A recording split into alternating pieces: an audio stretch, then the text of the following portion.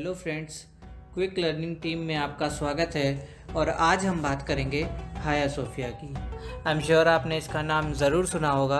आजकल ये current affairs में बहुत ही इम्पोर्टेंट टॉपिक हो गया है। तो आइए जानते हैं क्या है इसका इतिहास और ये चर्चा में क्यों है। चलिए शुरू करते हैं।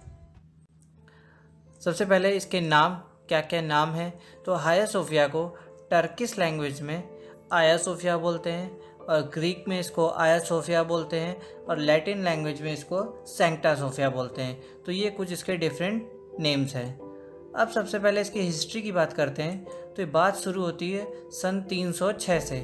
उस वक्त वहाँ का राजा जो था रोमन सम्राट कॉन्स्टेंटीन फर्स्ट था। उसी के नाम पे इस जगह का नाम, इस शहर का नाम, या फिर आप बोल दो इस जो वर्तमान में हमारा इस्तांबुल है, इसका जो नाम है वो रखा गया था कॉन्स्टेंटीन पोल, इसी के नाम पे, जिसको कुस्तुनतुनिया के नाम से भी उस वक्त जाना जाता था। उसके बाद इसका जो पुत्र था या इसका जो अगला उत्तराधिकारी हुआ वो था कॉन्स्टेंटिनियस। वो इसका जो आगे चलकर रोमन सम्राट बना था। तो सन 337 से 361 तक उसका शासन था। तो उसने क्या किया, 360 में उसने एक चर्च बनवाया और उसका नाम रखा था मेगल एक्लेसिया, जिसका जो अर्थ होता है वो होता है द ग्रेट चर्च। तो उसने एक चर्च बनवाया। ये जो चर्च था शुरुआत में एक लकड़ी के स्ट्रक्चर टाइप का बना हुआ था। तो प्रारंभ में जब इसको लकड़ी से बनाया गया था तो इसमें बहुत ही टूट फूट हुई। सन 404 में इसमें आग लग गई, जिसके कारण इसके बहुत सारे हिस्से को नुकसान पहुंच गया। उसके बाद क्या हुआ, सन 415 में इन्हीं के वंश के अगले सम्राट ने, जिनका नाम था थियोडोसियस, इन्होंने इसको फिर से मरम्मत करा दी और बनवा दिया। इसके बाद आगे क्या हुआ, सन 527 में जस्टिनियन प्रथम वहाँ का राजा बना या रोमन सम्राट बना। तो इसने अपने शासन में, एक बात करते हैं कि ईस्टर्न रोमन साम्राज्य जो था उस वक्त का पूर्वी हिस्सा जो था उसको बाइजेंटियन एम्पायर बोला जाने लगा। तो इसका जो ये राजा था जस्टिन प्रथम, मेन जो शुरुआत हुई थी हाया सोफिया की, जो स्ट्रक्चर आज हम देखते हैं उसकी शुरुआत इसी ने की थी। इसी को ही वास्तविक निर्माता बोला जाता है। तो जो पुरानी वाली जो लकड़ी का स्ट्रक्चर बना हुआ था उसी जगह पर ऐसा बोला जाता है कि इसने ये बनवाया था। तो इसने क्या किया, एक बहुत ही बड़ा चर्च बनाने का आदेश दिया, जो ग्रीक कैथेड्रल ऑर्थोडॉक्स लोगों का चर्च था। तो ये जो चर्च बनवाया, इसके लिए इसने दो लोगों को बुलाया। एक थे इसोडोर ऑफ मिलेटस और एंथेमियस ऑफ ट्रेलस। ये दो आर्किटेक्ट थे जिनको इसने बुलाया था। इसमें जो पहले वाले हैं ये थे साइंटिस्ट और मैथमेटिशियन थे। कहाँ पे, यहीं की कॉन्स्टेंटिनोपल यूनिवर्सिटी में। और जो दूसरे वाले थे ये भी ग्रीक आर्किटेक्ट थे। तो इन दोनों ने क्या किया, इसका एक डिज़ाइन तैयार किया। जो प्रेजेंट हाया सोफिया हम देखते हैं उसका डिज़ाइन इन्होंने तैयार किया और इस पर काम किया, इसको बनाया। उसके बाद जब ये बनी तो 5 सालों में सन 532 में बनकर पूरी तरीके से तैयार हो गई। इसको बनने के बाद ये बहुत ही सुंदर थी। इसमें बहुत ही कीमती पत्थर, स्तंभ आदि लगाए गए।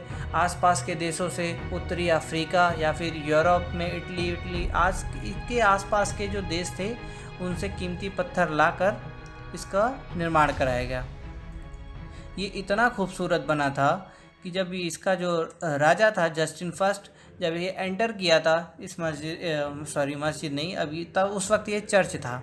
जब इसने एंटर किया तब इसको देखकर, इसकी सुंदरता को देखकर उसके मुंह से कुछ शब्द निकले थे। उसने बोला था कि thank God for giving me the opportunity to make such a place of worship. ये उसने बोला था इसकी खूबसूरती को देखकर, ये इतने खूबसूरत था। इसके बाद ये जो जगह थी ये बाइजेंटियन एम्पायर के लिए बहुत ही इम्पॉर्टेंट हो गई थी। यहाँ पे जितने भी राजा आगे हुए थे उन सबका कोरोनेशन होता था। कोरोनेशन मतलब, इसका मतलब होता है राज्याभिषेक। तो ये एक बहुत ही इम्पॉर्टेंट प्लेस हो गया था सबके लिए। उसके बाद आगे देखते हैं। तो जो ये स्ट्रक्चर बन के तैयार हो गया जब अच्छा सा चर्च, तो फिर इसमें कुछ टूट फूट हुई, बहुत बार भूकंप आए, बहुत बार यहाँ पे हिंसा हुई, राइट्स हुई। तो क्या हुआ, इस भूकंप के कारण इसका जो डोम था ये भी 2-3 बार गिर गया। और बहुत बार ऐसा हुआ कि राइट्स के कारण इसमें भी टूट फूट हो गई। इसके बाद क्रूसेड्स हुई सन 1204 तक ये एक ग्रीक ऑर्थोडॉक्स कैथेड्रल बना रहा।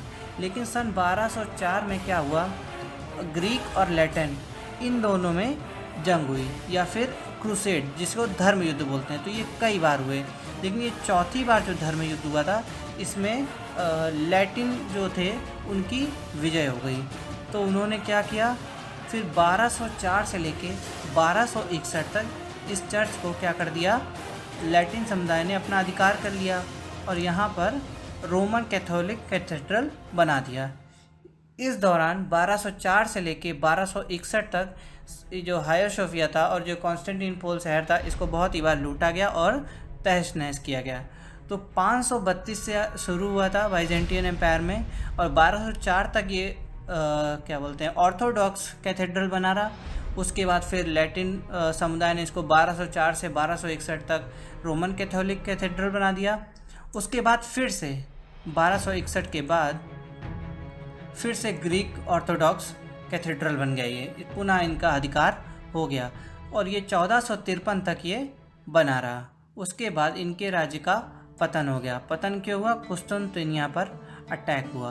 किसने किया, मुस्लिम आक्रमण हुआ ऑटोमन साम्राज्य का। किसने किया, ऑटोमन साम्राज्य के शासक उस्मानिया जिसको शासन भी बोलते हैं, उसका इस पे अटैक हुआ। तो उसका एक शासक था महमद द्वितीय, उसने हाया सोफिया जो ये चर्च था इसको मस्जिद में बदल दिया और इसमें बहुत सारे बदलाव किए। इसमें बहुत सारे इस्लामिक प्रतीकों को जोड़ा, क्रिश्चियन जो प्रतीक पुराने थे उनको हटाया, बहुत ही इसमें तोड़ फोड़ की, कीमती चीज़ों को कुछ लगाया कुछ हटाया। इस तरीके से इसके वास्तविक स्वरूप में जो था उसमें बहुत सारे परिवर्तन किए। ये एक आप देख रहे हैं हाया सोफिया का एक इंटरनल व्यू है। इसमें कुछ आपको इस्लामिक स्ट्रक्चर दिख रहे हैं, कुछ क्रिश्चियन स्ट्रक्चर दिख रहे हैं। तो ये दोनों का एक तरीके से मेल है।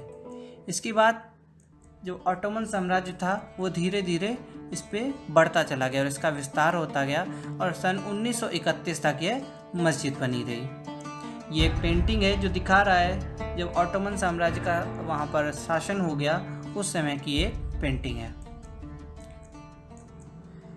अब बात करते हैं करंट एरिया में, जो वहाँ पर आजकल इस्तांबुल कहलाता है। जो पहले कॉन्स्टेंटिनोपल था वो अब इस्तांबुल कहलाता है। आप देख रहे हैं कि ये इस्तांबुल है और इसमें पीछे हाया सोफिया मस्जिद आपको दिख रही है और जो रिवर बह रही है इसका नाम है बॉस्फोरस रिवर। ये कभी कभी पूछा जा सकता है। इसके बाद अब हम बात करते हैं प्रेजेंट एरा में इसका क्या स्वरूप है और ये कैसे हुआ।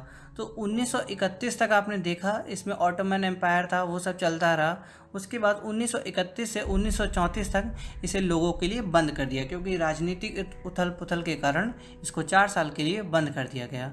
उसके बाद कमाल अतातुर्क, जिनको टर्की में बहुत ही सम्मान के साथ देखा जाता है, उन्होंने 1934 में इसको म्यूज़ियम बना दिया और ये एक म्यूज़ियम की तरह बन गया।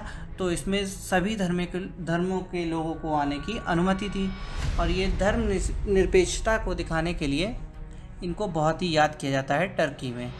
इसमें मुस्लिम, ईसाई और अन्य धर्मों का मिश्रण पाया जाता था, इसीलिए ये बहुत से धर्मों के लिए आस्था का प्रतीक हो गई। क्या, हाया सोफिया। इसके बाद हाया सोफिया एग्जैक्ट लोकेशन के बारे में इसकी बात करते हैं। ये टर्की के इस्तांबुल के फती एक डिस्ट्रिक्ट है, वहाँ पर पाया जाता है। जो टर्की है, टर्की की राजधानी आप जानते हैं अंकारा है। यहाँ की जो करेंसी है वो टर्किश लीरा है।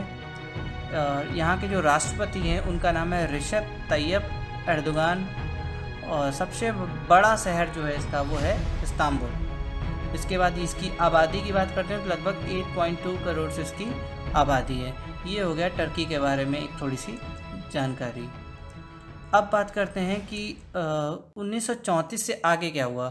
तो 1934 से सन 2020 तक यानी अभी तक ये एक म्यूज़ियम की तरह चल रही थी और यूनेस्को की विश्व धरोहर की सूची में शामिल थी। और पिछली रिपोर्ट में यह भी आया कि टर्की का सबसे बड़ा जो टूरिस्ट लोकेशन था, सबसे फेमस, वो यही था। यहाँ बहुत सारे टूरिस्ट आते थे, तो ये एक म्यूज़ियम थी। उसके बाद अभी प्रेजेंट में टर्की की जो सुप्रीम कोर्ट है उसका एक फ़ैसला आया है, उसने इसको फिर से म्यूज़ियम से हटाकर मस्जिद के रूप में मान्यता दे दी है और यहाँ के जो राष्ट्रपति हैं एर्दोगान, उन्होंने वहाँ जाकर उसमें नमाज भी पढ़ी है। तो ये इंटरनेशनल मीडिया में बहुत ही हाईलाइटेड न्यूज़ थी। तो अब 2020 से अभी तक अब ये क्या हो गई है, एक मस्जिद के रूप में हो गई है। अब आपको ये कुछ पॉइंट्स दिख रहे हैं, इसमें ईयर बाय ईयर एक एक छोटी छोटी घटना का वर्णन है। इसको आप चाहें तो पूरा देख सकते हैं, तो आपको पता चलेगा इसमें क्या क्या चेंज किस किस ईयर में आते रहे। फाइनली 2020 में आप देख रहे होंगे कि इसको कन्वर्ट करने का डिसीज़न आ गया, कि इसको आपको इसका पूरा हिस्ट्री समझ में आ गया होगा। इसी के साथ ये वीडियो समाप्त होता है। कृपया वीडियो को लाइक, कमेंट और शेयर करें और चैनल को सब्सक्राइब करना ना भूलें। Press the bell icon.